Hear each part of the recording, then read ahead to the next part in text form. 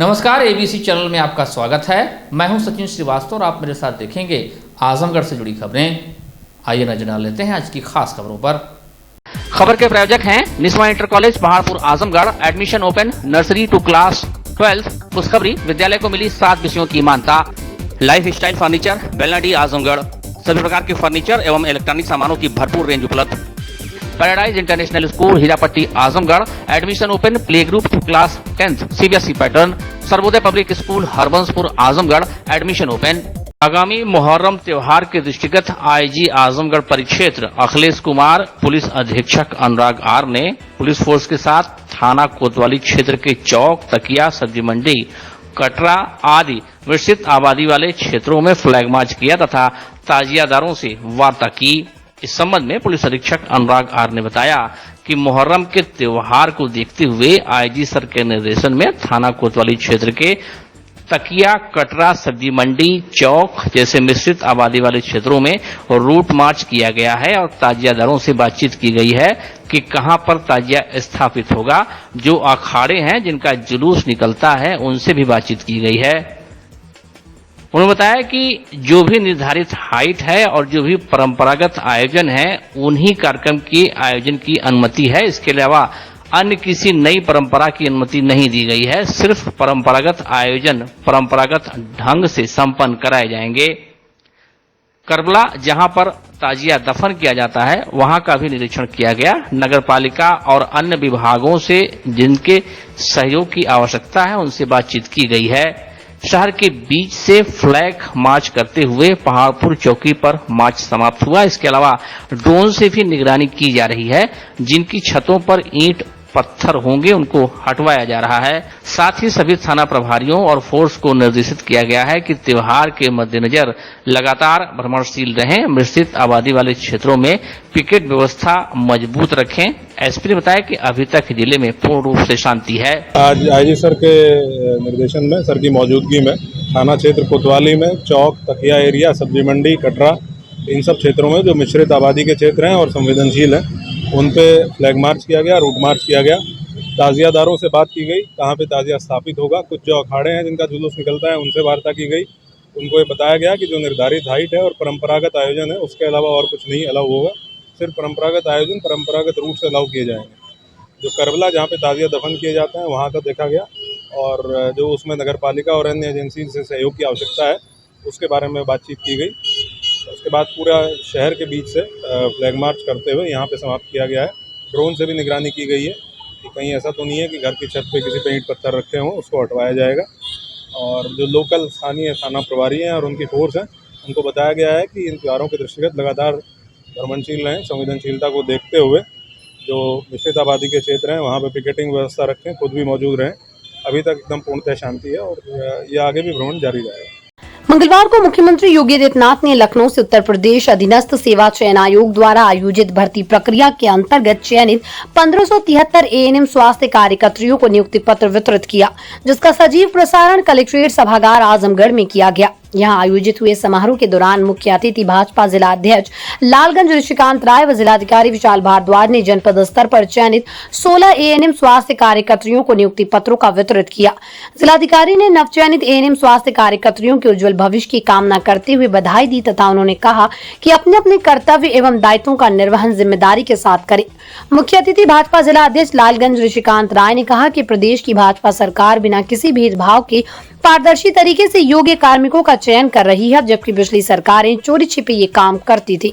पैसे का खेल चलता था, चुनिंदा लोग व चुनिंदा परिवार का चयन हुआ करता था। प्रदेश के यशस्वी मुख्यमंत्री पूज्य योगी आदित्यनाथ जी ने अपने प्रदेश के 1673 एएनएम जो हमारी अभी चयनित हुई हैं उनके नियुक्ति पत्र वितरण का कार्यक्रम पूज्य मुख्यमंत्री जी ने किया है। उसी के क्रम में आज आजमगढ़ में हमारे जो आजमगढ़ की हमारी 16 बहनें उसमें चयनित हुई हैं, उसमें आज नियुक्ति प्रमाण पत्र उनको दिया गया है। जिलाधिकारी और सीएमओ साहब की अध्यक्षता में आज उनको प्रमाण पत्र वितरित किया गया है। उसी कार्यक्रम के निमित्त जब से उत्तर प्रदेश में मुख्यमंत्री पूज्य योगी आदित्यनाथ जी ने कार्यभार संभाला है तब से चाहे जिस क्षेत्र की नियुक्ति हो, पारदर्शी तरीके से जो हमारे चयनित अभ्यर्थी हैं उनको नियुक्ति प्रमाण पत्र दे के उनको ज्वाइन करा के, चाहे शिक्षक रहे हों, चाहे पुलिस की भर्ती रही हो, चाहे हमारी एएनएम की भर्ती रही हो, उनको प्रमाण पत्र दे के उनको बिना भेदभाव के उनको नियुक्ति प्रमाण दे के उनको उनके कार्यस्थल पर भेजने का काम किया जा रहा है। आज के अवसर पर इस पुनीत काम के लिए मैं उत्तर प्रदेश के मुख्यमंत्री पूज्य योगी आदित्यनाथ जी का अपने जनपद वासियों की तरफ से उनका हार्दिक स्वागत करता हूं और अभिनंदन करता हूं कि जब से इस उत्तर प्रदेश में मुख्यमंत्री के रूप में योगी जी ने कार्यभार संभाला है तब से उत्तर प्रदेश नित नए आयामों को विकास को छूते हुए उत्तर प्रदेश पूरे देश में एक अग्रणी भूमिका में जा रहा है। मैं धन्यवाद देता हूँ। अच्छा, जो शिकायत थी तो कुछ चुनिंदा जिलों के ही लोग आते थे, उनका सिलेक्शन होता था। इस बार कितनी पारदर्शिता रखी गई? क्या आपने जाना कि ये कहाँ के लोग हैं? ये अपने ही प्रदेश के लोग हैं और ये जो नियुक्ति पत्र आज वितरित किया है ये अपने जिले की बच्चियां हैं, बहू के रूप में, बेटी के रूप में आज अपने ही जिले की बेटियां हैं जिनको ये प्रमाण पत्र आज दिया गया है। और पिछली सरकार क्या करती थी ये आप सबसे छिपा नहीं है कि देख के और चिन्हित करके उनको नियुक्ति, चाहे छोटी भर्ती रही हो चाहे बड़ी भर्ती रही हो, उसमें पैसे का खेल होता था और कुछ चिन्हित लोगों के परिवारों में भी वो नियुक्ति प्रमाण पत्र चोरी छिपे जाना दिया जाता था, कोई जानता नहीं था। मुख्य चिकित्सा अधिकारी डॉक्टर आईएन तिवारी ने बताया कि चिकित्सा के क्षेत्र में सरकार पूरा ध्यान दे रही है। जून में जिले को 171 एएनएम मिले और जुलाई में 16 और मिलने से कार्यकुशलता बढ़ गई है। विभाग अब और बेहतर सेवा प्रदान कर सकेगा। स्वास्थ्य कार्यकर्ता महिला को नियुक्ति प्रमाण पत्र मिला है। जैसा कि आपने मुख्यमंत्री जी के उद्बोधन में सुना है कि किस तरह से विगत वर्षों में चिकित्सा के क्षेत्र में हर आयाम में कार्य हुआ है और उसका परिणाम आप सबके सामने है। मैं विगत 2 वर्षों से यहाँ पर मुख्य चिकित्सा अधिकारी के रूप में कार्य कर रहा हूँ। मुझे भी एएनएम की कम संख्या होने के कारण से क्षेत्र में अच्छी गुणवत्ता से सेवा देने में दिक्कतें हो रही थी, लेकिन जून में अभी 171 एएनएम इस जनपद को मिली हैं और आज 16 एएनएम मिली हैं। आज हम कह सकते हैं कि हम अपने ग्रामीण क्षेत्रों में जहाँ पर हमारी एएनएम की कमी थी वहाँ पर हम काफ़ी कुशलता से अब कार्य कर सकते हैं। पर्याप्त संख्या हमारी है, अभी भी हमको आवश्यकता है क्योंकि पुरानी एएनएम धीरे धीरे रिटायर भी हो रही हैं, उनकी जगह खाली हो रही है, कुछ अभी भी रिक्तियाँ हैं, लेकिन हम लोगों ने अच्छी संख्या में एएनएम प्राप्त किया है तो हम समझते हैं कि चिकित्सा क्षेत्र में हम अच्छा कार्य कर सकेंगे, जो अभी तक मेरे लिए अवरोध था। तो अभी इनका आज नियुक्ति पत्र मिला है, 1-2 दिन में मैं इनको इनका स्थान भी दे दूंगा जहाँ पर अपना कार्य शुरू करेंगे और आप सबसे वादा है कि हम चिकित्सा क्षेत्र में आजमगढ़ में अच्छा कार्य करेंगे। कितनी आवश्यकता भी हो रहा है? अब अभी लगभग 100 की रिक्तियाँ हैं क्योंकि जो पुरानी एएनएम थी वो धीरे धीरे रिटायर भी हो रही हैं। हमको 171 + 16 ये भी मिली हैं, कुछ पुरानी एएनएम थी, लगभग हमारे पास 530 के आसपास एएनएम हैं। अभी भी हमको लगभग 100 एएनएम की आवश्यकता पड़ेगी, लेकिन फिर भी मेरे लिए क्षेत्र के लिए पर्याप्त एएनएम की उपस्थिति हो गई है और मैं अच्छा कार्य करके दिखाऊंगा। सर, पारदर्शिता को रखते हुए जो आरोप प्रत्यारोप थे उससे आप कैसे बचे और ये अपॉइंटमेंट को आप कैसे? पिछली बार शायद आप सबको संज्ञान होगा 171 एएनएम की को स्थान दिया जाना था, नियुक्ति किस जगह पर की जानी है, तो उसके लिए मैंने सबको एक साथ बुला करके लॉटरी सिस्टम से उनके हाथों से टोकन निकलवाया था और उन सबको उनका स्थान वितरित किया था। इस बार भी मैं संभवतः परसों इनको बुलाऊंगा और वैसे ही सबको उनका स्थान दूंगा। किसी भी तरह से किसी को कोई मौका शिकायत का नहीं मिलेगा।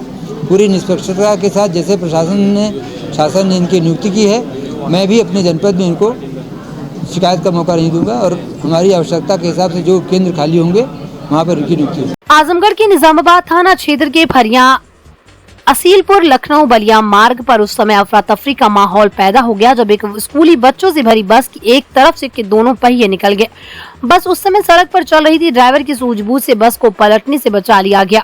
उस समय बस में करीब 50 बच्चे सवार थे। ये बस खालिद बिन वलीद हाई स्कूल मोहम्मदपुर थाना गंभीरपुर की बताई जा रही है। ये घटना मंगलवार की सुबह करीब 6 बजे की है।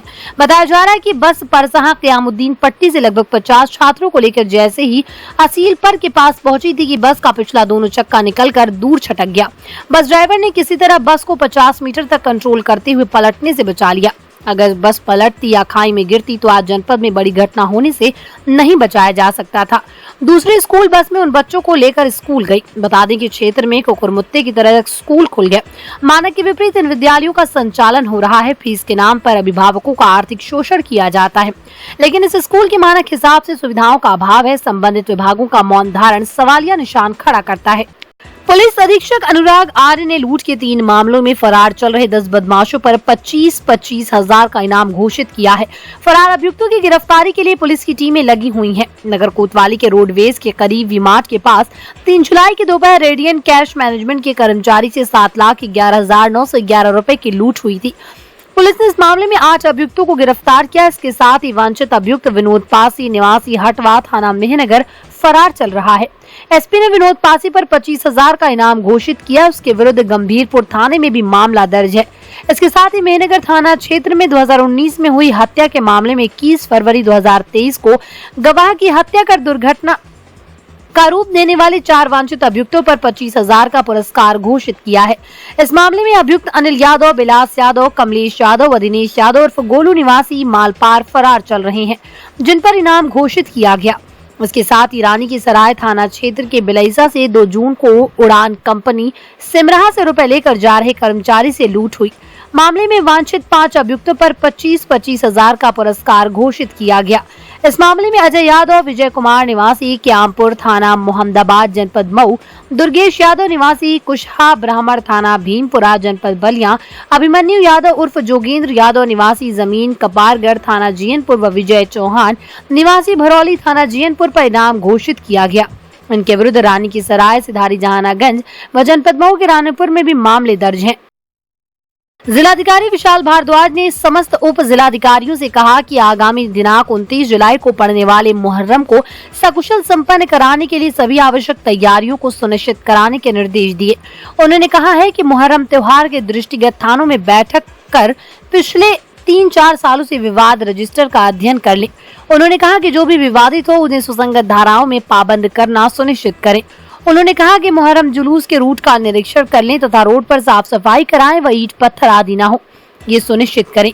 जिलाधिकारी ने ये निर्देश कल देर शाम कलेक्ट्रेट सभागार में आयोजित उप जिलाधिकारियों की समीक्षा बैठक में दी। उन्होंने कहा कि सावन माह चल रहा है, इसलिए प्रमुख मंदिरों, शिवालयों के आसपास एवं वहां तक पहुंचने वाली सड़कों की भी सफाई व्यवस्था जिला पंचायती राज विभाग एवं संबंधित अधिशासी अधिकारी से समन्वय स्थापित कर सुनिश्चित कराएं। उन्होंने कहा कि सभी उप जिलाधिकारी जहां पर लाइटनिंग की घटना हुई वहां के गांव का अवश्य भ्रमण करें। उन्होंने कहा कि ग्राम प्रधानों से मिलकर सभी आवश्यक व्यवस्था सुनिश्चित करें तथा पीड़ित व्यक्ति को नियमानुसार लाभ दिलाएं। जिलाधिकारी ने कहा कि विभिन्न परियोजनाओं हेतु भूमि की उपलब्धता सुनिश्चित कराएं। उन्होंने कहा कि चारागाह की जमीनों का 100% चिन्हीकरण कर खंड विकास अधिकारी को उपलब्ध करा दें। उन्होंने कहा कि मेन रोड पर स्थित जमीनों को किसी को आवंटित न करें। उन्होंने कहा कि धारा 80 आरसी एक्ट के मामले 45 दिन से अधिक लंबित न रहे। जिलाधिकारी ने प्रधानमंत्री किसान सम्मान निधि योजना की समीक्षा करते हुए कहा कि प्रधानमंत्री किसान सम्मान निधि योजना से संबंधित प्राप्त शिकायतों का तत्काल निस्तारण करना सुनिश्चित करें। उन्होंने कहा कि समस्त एसडीएम खाद की दुकानों को चेक कर लें। उन्होंने कहा कि डीएपी, यूरिया की कमी की शिकायत नहीं आनी चाहिए। उन्होंने कहा कि दुकानों पर रेट एवं कितना स्टॉक इसका पूरा विवरण बोर्ड पर प्रदर्शित कराएं। उन्होंने कहा कि सभी एसडीएम फर्टिलाइजर से संबंधित किसी भी प्रकार की शिकायत पर जिला कृषि अधिकारी एवं उप कृषि निदेशक से तत्काल संपर्क करें। उन्होंने कहा कि प्राइवेट एवं कोऑपरेटिव की दुकानों पर कितना यूरिया, डीएपी इसकी पूरी जानकारी रखें। जिलाधिकारी ने कहा कि सभी उप जिलाधिकारी अनिवार्य रूप से 10 से 12 बजे तक ऑफिस में बैठे तथा आने वाली शिकायतों का निस्तारण प्राथमिकता से सुनिश्चित करें। उन्होंने कहा कि तहसीलदार एवं नायब तहसीलदार मौके पर जाकर निस्तारण करना सुनिश्चित करें। उन्होंने कहा कि जन शिकायतों का निस्तारण गुणवत्ता परक होना चाहिए। जिलाधिकारी ने इसके साथ ही IGRS पोर्टल, स्वामित्व पोर्टल, अवशेष घरौनी, RC की वसूली एवं RTK की भी समीक्षा कर आवश्यक दिशा निर्देश दिए। बैठक में अपर जिलाधिकारी वित्त एवं राजस्व आजाद भगत सिंह, मुख्य राजस्व अधिकारी समस्त, उप जिलाधिकारी, उप कृषि निदेशक मुकेश कुमार एवं अन्य संबंधित अधिकारी उपस्थित थे। कांग्रेस प्रवक्ता ओंकार पांडे ने टमाटर, अदरक सहित सब्जियों की बेतहाशा मूल्य वृद्धि पर चिंता व्यक्त करते हुए कहा कि बीजेपी सरकार आम आदमी की रसोई पर वार कर रही है। बेतहाशा मूल्य वृद्धि के कारण सब्जियां आम आदमी की पहुंच से दूर हो चुकी हैं। कांग्रेस प्रवक्ता ने आगे कहा कि सरकार की गलत नीतियों के कारण किसान जब सब्जियां पैदा करता है तब सब्जियों को सड़क पर फेंकना पड़ता है। बाद में वही सब्जियां इतनी महंगी हो जाती जिसे आम आदमी खरीद नहीं सकता। प्रधानमंत्री जी कहते थे टमाटर, प्याज, आलू सरकार की प्राथमिकता में है। आज देश की जनता ये जानना चाहती है कि सब्जियों पर सरकार की प्राथमिकता का क्या हुआ। एक तरफ सरकार के मंत्री, सांसद, विधायक घूम घूम कर सरकार के 9 वर्ष के कार्यकाल का बखान कर रहे हैं, वह महंगाई पर एक शब्द बोलने को तैयार नहीं। एक समय था जब बीजेपी विपक्ष में थी, सिर्फ राजनीतिक उद्देश्य सरकार को घेरने के लिए इनके नेता सब्जियों की माला पहनकर गैस सिलेंडरों के साथ सड़कों पर उतरते थे। आज बीजेपी के लोग मौन साधे हुए हैं। महंगाई के कारण गृहिणियों को घर चलाना मुश्किल हो गया और गरीब सूखी रोटी खाने को मजबूर है, लेकिन सरकार मौन साधे हुए है। कांग्रेस पार्टी मांग करती है कि सरकार सब्जियों के मूल्य को तत्काल नियंत्रित करने की दिशा में आवश्यक कदम उठाए और आमजन के लिए स्टॉल लगाकर सस्ते दर पर सब्जियां उपलब्ध कराए, अन्यथा कांग्रेस बड़े आंदोलन के लिए बाध्य होगी। सब्जियों के मूल्य में बेतहाशा वृद्धि से सब्जियां आम आदमी की पहुंच से दूर हो गई। आज स्थिति यह है कि टमाटर 180 से 200 रुपया किलो, हरी मिर्च 180 से 190 रुपया किलो और अदरक 300 से 350 रुपया किलो बिक रही है और उसके अतिरिक्त अन्य सब्जियां 60 से 70 रुपया प्रति किलो बिक रही है। सरकार की गलत नीतियों के कारण जब किसान सब्जियां पैदा करता है तो उन्हें सड़कों पर फेंकना पड़ता है। वही सब्जियां बाद में इतने महंगे कीमत पर बिकती हैं कि वह आम आदमी के पहुंच से दूर हो जाती है। प्रधानमंत्री ने कहा था कि आलू, प्याज और टमाटर सरकार की प्राथमिकताओं में है, लेकिन आज बीजेपी के लोग इस पर बोलने के लिए तैयार नहीं हैं। बीजेपी के मंत्री, विधायक और तमाम नेता पूरे देश में घूम घूम कर सरकार के 9 वर्ष के कामों का बखान कर रहे हैं, जबकि देश की जनता महंगाई से बुरी तरह से पीड़ित है और कोई नेता महंगाई के संबंध में एक शब्द भी बोलना नहीं चाहता है। कांग्रेस पार्टी सरकार से मांग करती है कि सब्जियों के मूल्य को नियंत्रित करने की दिशा में आवश्यक कदम उठाएं और जहां आवश्यक हो महंगी सब्जियों की स्टॉल लगवाकर गरीबों तक सब्जियां पहुंचवाने का काम करें, अन्यथा कांग्रेस पार्टी गरीबों के हित में और सब्जियों की महंगाई को लेकर एक बड़ा आंदोलन छेड़ने के लिए बाध्य होगी। शनिवार को इनर व्हील क्लब ने प्रेसिडेंट अमितलता सिंह के नेतृत्व में पर्यावरण को बचाने, धरती को हरा भरा बनाने के लिए वृहद स्तर पर इंग्लिश मीडियम प्राइमरी स्कूल मुंडा में पौधारोपण किया। गौरतलब है कि क्लब ने यहां 100 पौधे लगाए। इस दौरान क्लब ने विद्यालय के बच्चों को जागरूक करते हुए उनसे पौधों को वृक्ष बनाने तक संरक्षित रखने की अपील की। क्लब की प्रेसिडेंट अमितलता सिंह ने कहा कि दिनों दिन पर्यावरण प्रदूषण बढ़ते जा रहा है, जिसकी वजह से लोग तमाम तरह की बीमारियों की चपेट में आ रहे हैं। वहीं पर्यावरण प्रदूषण बढ़ने से प्राकृतिक असंतुलन की स्थिति पैदा हो गई और पेयजल व शुद्ध वायु की कमी हो रही है, जो जनजीवन के लिए खतरनाक है। प्रेसिडेंट अमितलता सिंह ने कहा कि आज के इस परिवेश में हमने पर्यावरण के साथ सामंजस्य को अनदेखा किया है, जिसके परिणाम स्वरूप आज हमें प्राकृतिक आपदा का सामना करना पड़ रहा है। वायुमंडल में तेजी से गर्मी बढ़ रही है। जरूरत के लिए लगातार वृक्षों की कटाई एवं वनों के दोहन से देश के कई राज्यों में भीषण बाढ़ की स्थिति बनी हुई है। ऐसी आपदाओं से बचने के लिए हमें अभी से सोचने की जरूरत है और अधिक से अधिक पौधे लगाकर लोगों को भी जागरूक करने की जरूरत है कि वो भी कम से कम एक पौधा अवश्य लगाएं और उसे संरक्षित करने का संकल्प लें। कार्यक्रम के दौरान क्लब के सचिव प्रिया अग्रवाल, वंदना सिंह, रुचि अग्रवाल, अनीता खंडेलिया, विनीता सिंह सहित विद्यालय के स्टाफ और बच्चे उपस्थित रहे। राष्ट्रीय आदिवासी एकता परिषद ने आदिवासी विरोधी कानूनों पर तत्काल प्रभाव से रोक लगाने की मांग की है। आदिवासी एकता परिषद, राष्ट्रीय किसान मोर्चा व अन्य संगठनों ने संयुक्त रूप से राष्ट्रपति के नाम जिलाधिकारी को ज्ञापन सौंपकर तत्काल प्रभाव से कार्रवाई करने का आग्रह किया है। इन संगठनों के पदाधिकारियों ने मांग की है कि भारत के विभिन्न राज्यों में निवास करने वाले आदिवासियों की संस्कृति और पहचान समाप्त करने के लिए और विकास के नाम पर जल, जंगल और जमीन से बेदखल करने के लिए संसद द्वारा बनाए जा रहे कानूनों पर तत्काल प्रभाव से रोक लगाई जाए। राष्ट्रीय किसान मोर्चा के तहसील संयोजक लालू प्रसाद मौर्य ने कहा कि आदिवासी समुदाय को अनुसूचित जनजाति के रूप में पहचान प्राप्त है और इसी पहचान के आधार पर तमाम प्रकार की सामाजिक, शैक्षणिक, धार्मिक, राजनीतिक, सांस्कृतिक विरासत को सुरक्षित करने के लिए विभिन्न अनुच्छेदों और अनुसूचियों में अधिकार है। यूसीसी कानून से देश के मूल निवासियों का नुकसान है और देश के किसानों के विरुद्ध, कामगारों के विरुद्ध जो यूसीसी का कानून बनाया गया है भारत सरकार के द्वारा, उसके विरोध में हम वाम सेव के सभी आपसूट संगठनों के द्वारा आदिवासियों के समर्थन में कि यह जो कानून यूसीसी का बनाया गया है, इससे देश के सभी मूल निवासियों का हर तरीके से नुकसान है। इस कानून को वापस किया जाए। मांगे नहीं मानी जाएगी तो आगे भारत बंद करने के लिए जैसा संगठन का निर्देश आदेश होगा उस पर हम लोग अमल करेंगे। Niswa inter college Paharpur Azamgarh admission open class nursery to 12 Hindi and English medium affiliated to UP board excellent teaching method conducting various competitions co-curricular activities ensure overall growth of your child complete education with confidence well maintained computer lab science lab CCTV surveillance ventilated classroom and safe compound transport facility available खुशखबरी विद्यालय को विज्ञान commerce गृह विज्ञान शिक्षा शास्त्र नागरिक शास्त्र भूगोल तथा समाज शास्त्र विषयों की मिली मान्यता लिमिटेड सीट्स एडमिशन के लिए जल्दी करें।